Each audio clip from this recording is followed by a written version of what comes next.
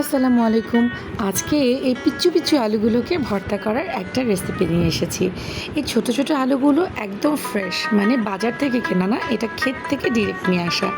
আমার এক খালামণি তার ক্ষেত থেকে এটা আমাকে দিয়েছে। যাই হোক, আলুগুলোকে ভালো করে ধুয়ে এটাকে আমি প্রেশার কুকারে একটু সিদ্ধ করে নিয়েছি। আপনারা চাইলে নর্মাল প্রসেসেও সিদ্ধ করে নিতে পারেন।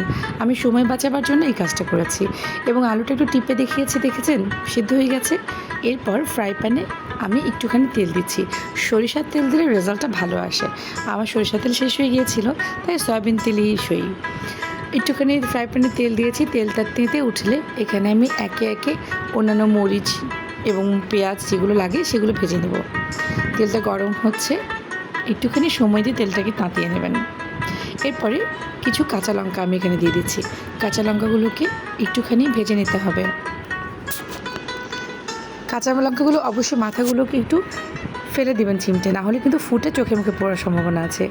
এরপর দেখতে পাচ্ছেন তেলের মধ্যে কাঁচামরিচটাকে ভেজে নিচ্ছি এবং এই সময় যে গন্ধটা ছড়ায় এটা এত সুন্দর, মানে গন্ধটাই অন্যরকম। তারপর এটাকে আমি তুলে নিয়েছি। এরপরে ওই তেলের মধ্যে আমি এখানে রসুন এবং পেঁয়াজ কুচি দিয়েছি। এগুলোকে একটু মোটা করে দিয়েছি, কারণ এটা শিলপাটায় বাটা হবে, তো একদম চিকন করে দিলে পরে ভর্তাটা গ্যাদগ্যাদে হয়ে যাবে। এই জন্য আমি একটু মোটা করে দিয়েছি। এটাকে একটু ভেজে নিচ্ছি।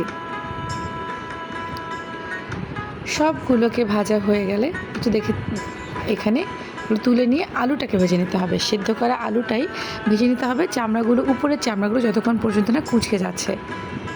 এটা একটু ধৈর্য নিয়ে ভাজতে হবে। দেখতেই পাচ্ছেন আলুগুলো কি কিউট না দেখতে, বাচ্চা বাচ্চা আলু।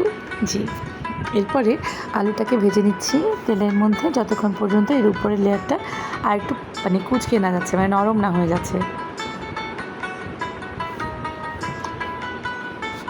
আলুগুলো অলমোস্ট ভাজা হয়ে গেছে, দেখিয়ে দিচ্ছি একটু।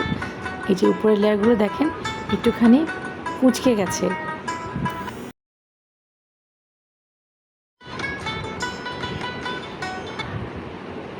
আমরা ঠেসে ঠেসে দেখিয়ে দিলাম আপনাদেরকে।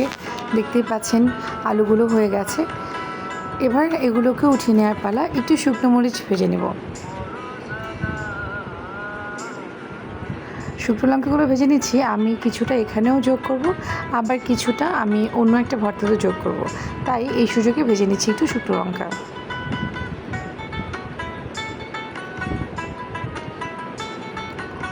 এগুলোকে ধৈর্য নিয়ে ভাজবেন, অল্প আঁচে ভাজবেন, না হলে পুড়ে যাবে।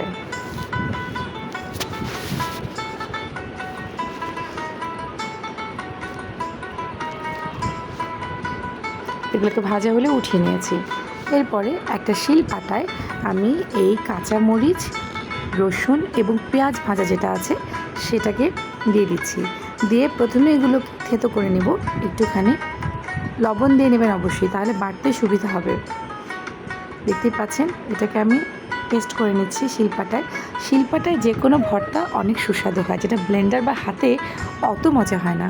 এরপর আলুগুলোকেও, ভেজে রাখা আলুগুলোকেও, সেদ্ধ এবং ভেজে রাখা আলুগুলোকেও দিয়ে এটার সাথে বেটে নিচ্ছি। লবণটা কিন্তু স্বাদ মতো, ঝালটাও স্বাদ মতো। হয়ে গেল ভাজা ছোট আলুর ভর্তা। ধন্যবাদ।